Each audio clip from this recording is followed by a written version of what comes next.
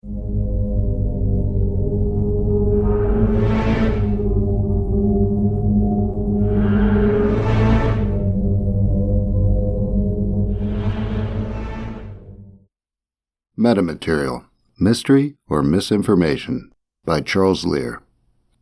The history of ufology is made up of stories that range from genuine mystery to outright fraud. The choice of what to take seriously and what to discard can be difficult for those in the early stages of exploring the subject.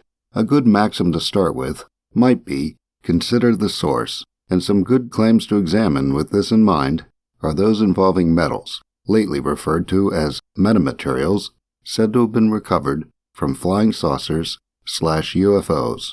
Metamaterial is a word that popped up in UFO world thanks to the Stars Academy announcing in a July 25, 2019 press release that it had acquired multiple pieces of metamaterials and an archive of initial analysis and research for their controversial ATOM research project.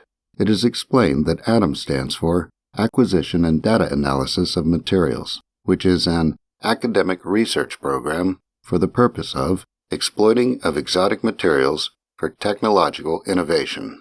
It is revealed that the material was previously in the possession of cattle mutilation and UFO researcher Linda Moulton Howe, and that it reportedly came from an advanced aerospace vehicle of unknown origin, which seems like a roundabout way of saying it came from a UFO.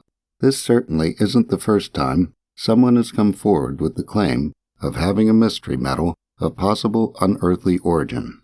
One of the most famous and long-standing claims involved metal said to have been recovered from a flying saucer that exploded over Ubatuba, Brazil in 1957. The initial analysis of one piece of what was described by the Aerial Phenomena Research Organization's man in Brazil, Dr. Olivo Fontes, as 3 pieces of dull gray metal was performed at the Mineral Production Laboratory. The result of mass spectrograph analysis showed it to be 100% pure magnesium, and this was held up by Fontes and APRO as proof that it was extraterrestrial, as no one on Earth was capable of producing 100% pure magnesium. It seems there was a flaw in the testing, as an analysis at Dow Chemical in 1961 showed the presence of calcium and barium. In 1967, Dr. Roy Craig examined a sample as part of the U.S. Air Force-funded University of Colorado UFO study headed by Dr. Edward U. Condon, and they determined it was not 100% magnesium. The above details come from a report by Peter A. Sturrock, who examined the metal himself and published the results in an article titled Compositional Analysis of the Brazilian Magnesium in the Journal of Scientific Exploration, Volume 19, Number 1, pages 69 to 95, 2001. He looked at the isotopic ratio of the magnesium and found it to be consistent with terrestrial magnesium. So, after over 40 years of discussion and multiple lab tests, what was the source of the material? It turns out that the first person to receive the metal was El Globo Brazilian Society columnist Ibrahim Sued, who said he got it from an unnamed reader. He wrote an article in the paper headlined El Fragmento de Disco Voador, published September 14, 1957, and this is what alerted Fontes to the case. The situation with the TTSA/LMH metal is almost identical, and Howe's time with the material is examined in the UFOWatchdog.com article headlined Is Alleged UFO Crash Site All It's Cracked Up to Be, which is subheaded Report Compiled by Scientific Research Technologist Indicates Earthly Origin. Howe says material is still anomaly. The article begins with a promotion for a DVD of a lecture Howe gave at an X conference titled Show Me the Evidence, Investigative UFO Science and Bismuth Magnesium Layering of Artifact from White Sands, New Mexico in 1947. The lecture is described as being an amazing tale of a unique layered metal allegedly removed from a wedge-shaped aerial vehicle of unknown origin at White Sands, New Mexico in 1947. Travis Taylor, said to be a physicist working for the DIA, is quoted as saying he had basically exhausted every resource trying to find out what layered magnesium and bismuth might have been used for from 1940 on and found nothing. According to him, this material didn't just make itself.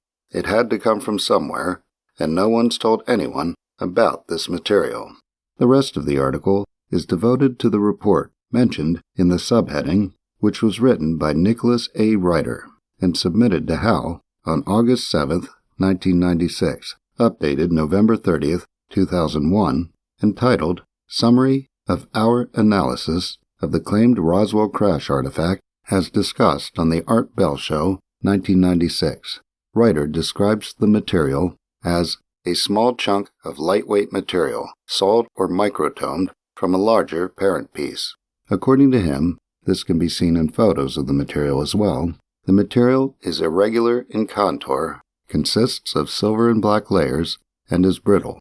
The results of X-ray analysis showed the silver layers to be relatively pure magnesium, with 2 to 3% zinc, and the black layers are said to be primarily bismuth. He found it to be highly conductive, non-radioactive, and to have had no magnetic field.